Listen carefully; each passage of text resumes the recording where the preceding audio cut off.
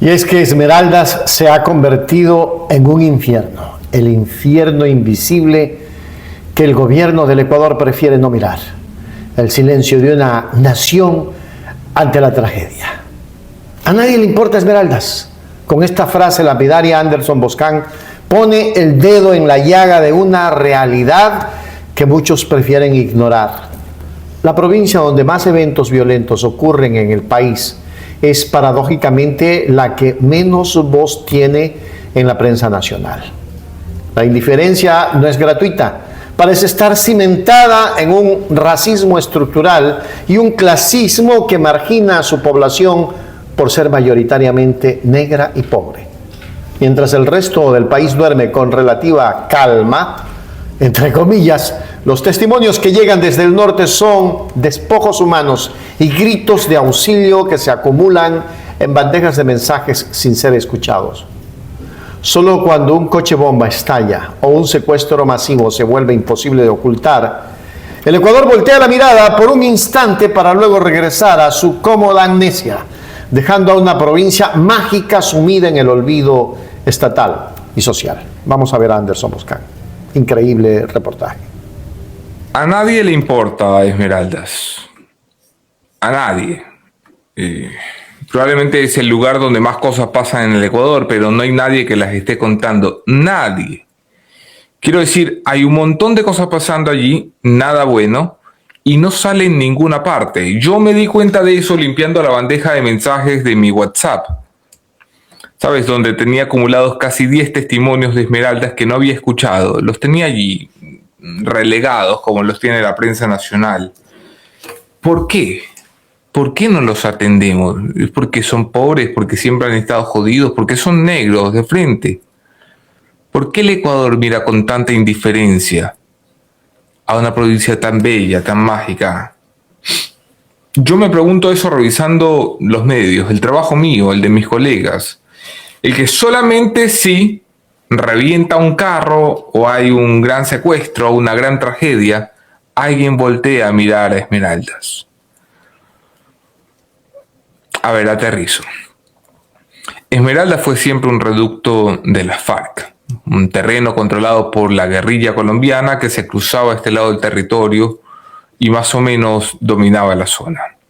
Pero tras el declive de sus disidencias, especialmente el Frente Oliver Sinisterra, que controlaba alias Guacho, quien fue dado de baja, y el ascenso de las bandas locales, pues cayó en manos de una banda llamada Los Tiguerones. Hasta hace poco eran amos y señores indiscutibles. Al frente de Los Tiguerones había dos pesos pesados, alias Ronco y alias Willy, que eran hermanos. Eran guardias de seguridad de la penitenciaría del Litoral cuando Jorge Luis Zambrano, es decir, alias Rasquiña, estaba preso. Y era el amo y señor de la penitenciaría. Yo entrevisté alguna vez a Willy, por casualidad, por teléfono. Fue después de que la Moni entrara corriendo a la habitación con cara de pánico diciendo ¡un malo! ¡un malo! Y yo tomara el teléfono y supiera que había alguien al otro lado queriendo hablar conmigo, que había llamado por sorpresa al número de la Moni, que casi nunca recibe este tipo de llamadas. ¿Cómo sabía la Moni que era un malo? Pues lo supo por el tono de voz. Porque cuando me hablaron me dijeron ¿cómo está, señor Boscan? Y tú sabes que no es alguien de bien. En fin, Willy, comandante Willy lo llaman, me dijo que fue un guardia en la penitenciaría y él se consideraba un guardia dañado pero bueno. Dañado pero bueno, ojo con eso. Así lo dijo textualmente, porque aseguraba muchas veces dejaba pasar a gente que iba a ser asesinada para que se refugiara en el policlínico. Por eso era bueno. Era dañado porque, claro, dejaba pasar drogas, prostitutas, armas, recibía coimas. Pero era bueno porque hacía que la gente que no tenía para pagar pudiera irse a descansar al policlínico. Así se percibía él mismo. Un malo bueno. Nunca dejará de sorprenderme cómo se describen los criminales a sí mismos. Nunca son buenos, nunca son malos, siempre son malos buenos. Es decir, son más transparentes que la gran mayoría de nosotros, son más transparentes que el perfil de la que te gusta. De guardias carcelarios y guías penitenciarios pasaron a ser mandamases criminales. Willy y Ronco terminaron controlando su natal Esmeraldas, cuando tras la muerte de Rasquiña, el Ecuador se dividió como un pastel y cada provincia terminó en manos de algún líder criminal. El pedacito que les tocó a ellos fue ese, Esmeraldas. Y por eso en Esmeraldas, desde hace 3 años, casi 4, ya no queda gente para extorsionar. ¿Me escuchas eso, no? En Esmeraldas, desde hace 3 años, ya no hay gente a la cual extorsionar. Tienen que volver a extorsionarlos. Me lo cuenta la gente que me escribe. Me dice, por ejemplo, uno, que es mi fuente, funcionario público, que este año acaba de pagar su 3ª vacuna en 3 años. 1 por año. La primera vez le pidieron 1.500 y la segunda vez 5.000. Esta vez le pidieron 12.500, pero negociando, ha logrado que se la bajen a 4.000. Todo se paga en efectivo y se paga en el sector de la tripa de pollo. O incluso a veces se paga por transferencia porque la mafia está muy segura de que nunca la van a investigar. Del dominio de la guerrilla al caos de las bandas locales. La metamorfosis del crimen en Esmeraldas explica su degradación actual. Históricamente, la provincia fue un reducto de las FARC, un territorio controlado por la guerrilla colombiana que mantenía un orden criminal externo. Sin embargo, tras el declive de sus disidencias, como el Frente Oliver de Sinisterra de alias Guacho, surgió un vacío de poder que fue llenado por bandas locales con una sed de sangre mucho más caótica. Así ascendieron los tiguerones, liderados igualmente por los hermanos Ronco y Willy, exguardias penitenciarios que aprendieron las dinámicas del mal desde las entrañas del sistema carcelario bajo la sombra de alias de Rasquiña. Hoy, el control ha pasado a manos de alias Lala 06, un líder criminal descrito como extremadamente violento, que dispara primero y pregunta después, marcando una era de terror donde la vida humana no tiene el más mínimo valor de negociación. La economía del terror, el sistema de la vacuna. Lo que ocurre hoy en Esmeraldas no es solo delincuencia común, es un sistema económico paralelo basado en la extorsión sistemática, conocida localmente como la vacuna. Nadie se escapa, desde el funcionario público que entrega la mitad de su sueldo anual para seguir viviendo, hasta la dueña de un hotel quebrado que prefiere no comer con tal de pagar al vacunador. El proceso es de una crueldad psicológica refinada. Primero llega un mensaje de un número extranjero. Si no hay respuesta, envía videos de los hijos de la víctima entrando a la escuela o de su esposa saliendo de la oficina. Esta vigilancia omnipresente obliga a la capitulación. La tragedia es tal que incluso ha surgido el síndrome de criminal bueno, donde víctimas agradecen a delincuentes como el fallecido alias Yandri por ofrecer rebajas en las extorsiones, evidenciando un nivel de descomposición social donde la compasión se mide porque tampoco te quita el verdugo. La institucionalidad de rodillas y el reino del azar. La metástasis del crimen organizado ha alcanzado niveles donde las instituciones del Estado son meros espectadores o cómplices forzados. La Universidad Luis Vargas Torres es un ejemplo doloroso de este colapso, controlada por el narco, donde profesores y estudiantes pagan vacunas y los criminales figuran en la nómina como guardias sin trabajar. La seguridad se ha vuelto un juego de azar sangriento. El pasado fin de semana los delincuentes dispararon contra autos al azar en la autopista, no por una deuda o por una vendetta, sino simplemente para demostrar quién manda. En una noche estallan 6 autos y la noticia apenas trasciende. Esmeraldas no está tomada solo por el crimen, está sitiada por una fuerza que ha reemplazado a la policía y a las Fuerzas Armadas, imponiendo sus propias leyes ante la mirada ausente de un gobierno que parece haber cedido la soberanía de este territorio. Increíble, Ecuador. Lo que él paga en un año es la mitad de su sueldo de un año. Lo que él paga como vacuna al año es la mitad de lo que gana en todo el año. Así que básicamente este año se han llevado consigo los pocos ahorros que le quedaban a la familia y los regalos de Navidad de los niños. El mensaje es siempre el mismo. Llega un mensaje de un número de Perú, de México, de Nueva Zelanda, y te insultan y te piden dinero para no matarte, y es tan común, y lo hacen tanto los muchachos, los aspirantes a mafiosos, los que no tienen ni siquiera armas todavía, que la gente en Esmeraldas no hace nada hasta que llega a la segunda fase. Es decir, hasta que después del mensaje llega la fase de probar que de verdad no son unos chiquillos, sino que saben quién eres. Por ejemplo, te mandan el video de la ruta de tu casa caminando hasta la casa de tu madre, y de esa forma te hacen saber que alguno de los dos va a ser una víctima.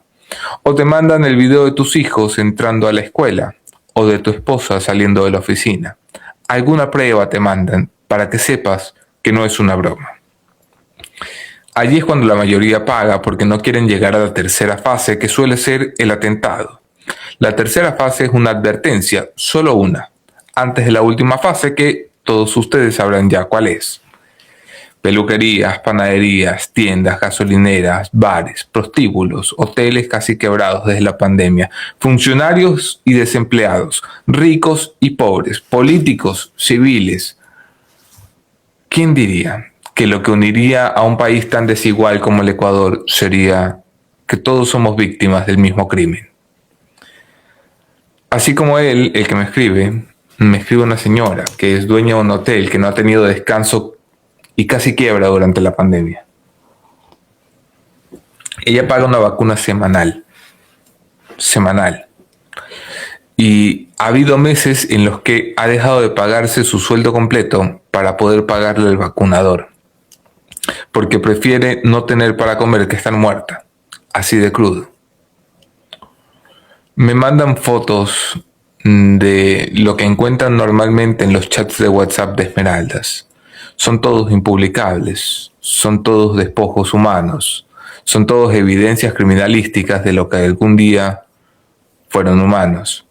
Y justo en ese momento, cuando reúno toda la información para esto, llega mi hija menor, la Ame, a mostrarme ni sé qué cosa de Roblox, cuando ve la foto en la pantalla y me pregunta, ¿qué es eso? Es una foto sangrienta de las muchas que me han enviado. No adivina ella que no es eso, sino que eso en realidad era alguien, que ese algo algún día fue alguien. Y yo trato de minimizar rápidamente, como si me descubriera viendo algo malo, y le digo, nada, mi amor, unas fotos de Esmeraldas. Es una parte de tu país, el Ecuador, donde las cosas están mal. ¿Y por qué están mal?, me pregunta. Y sabes, es la misma pregunta que tenemos todos. ¿Qué está pasando allí? Si tú has llegado hasta aquí, seguro es la misma pregunta que tienes. ¿Quién está controlando Esmeraldas? ¿Quién es responsable de que Esmeraldas sea hoy algo parecido al infierno? El delincuente a cargo de la ciudad hoy se llama Lala 06. Es su alias, por supuesto. Es un fulano que andaba de compadre con alias Willy y alias Ronco, que hoy están presos ambos en España, esperando una posible extradición que se alarga y se alarga, como se alargan las cosas de los criminales en nuestros países. Bueno, él se quedó. En conclusión, entre el cansancio y la resignación, el análisis de Boscan nos deja una conclusión amarga. Esmeraldas es el espejo de lo que sucede cuando un país decide que una parte de su gente es prescindible. El sentimiento que hoy une a los esmeraldeños, ricos, pobres, civiles o políticos, no es el patriotismo, sino la condición compartida de ser víctimas del mismo sistema criminal. La provincia no solo sufre por las balas de Lala 06 o las amenazas de los tiguerones, sino por el agotamiento de saberse sola. Mientras el Ecuador no reconozca que lo que ocurre en Esmeraldas es una herida abierta en el corazón de toda la nación, la provincia seguirá sumida en esa mezcla de cansancio y resignación, esperando que algún día por fin a alguien le importe. ¿Qué espera el gobierno? ¿Y qué esperamos de este gobierno? Yo también pregunto neciamente, ¿no? Soy un necio al preguntar, ¿qué esperamos? Si a este gobierno no le importa un pepino, nada. Bien, Anderson, por esa reflexión. Y quiero terminarla diciendo, si el Ecuador sigue así, pronto todo el país estará sitiado por la delincuencia. No habrá gobierno que lo pare, porque aquí las mafias están en el poder. Hasta ahí llego. Hágase miembro plata, miembro oro. Suscríbase a Hechos Ecuador Noticias. Bueno, él se quedó con más o menos el control de los Tiguerones en la zona, que es una banda que cada vez pierde más territorio y más fuerza, al norte por la guerrilla o los ex guerrilleros y al sur por la presencia de los lobos. Lala 06 es un tipo violento, muy violento. Un tipo que primero dispara y después pregunta y que no tiene empacho en cargarse a niños que están con sus padres. De hecho, se le atribuye la primera gran matanza y una de las masacres más importantes que hemos tenido en los últimos años, de los 12 muertos que hubo en el puerto de Esmeraldas. A lo mejor te suena. Su hermano Yandri, el hermano de Lala, me es descrito como un criminal bueno por la gente de Esmeraldas. Cuando Lala pedía $5.000, Yandri, su hermano, era el encargado de cobrar. Y cuando llegaba a las casas se conmovía y daba rebajas de hasta el 60-70%. Y estiraba mucho el tiempo del desenlace y no tenía problemas en volver otro día si no tenías dinero ese. Por eso mis fuentes los describen como un vacunador buena gente. Yo me admiro, me caigo para atrás cuando me lo dicen. Como un vacunador buena gente. Es un pinche criminal miserable que le está complicando la vida a la gente honesta. No, era buena gente, me dicen ellos. Es increíble lo dispuestos que estamos a perdonar cualquier cosa a cambio de un poquito de compasión.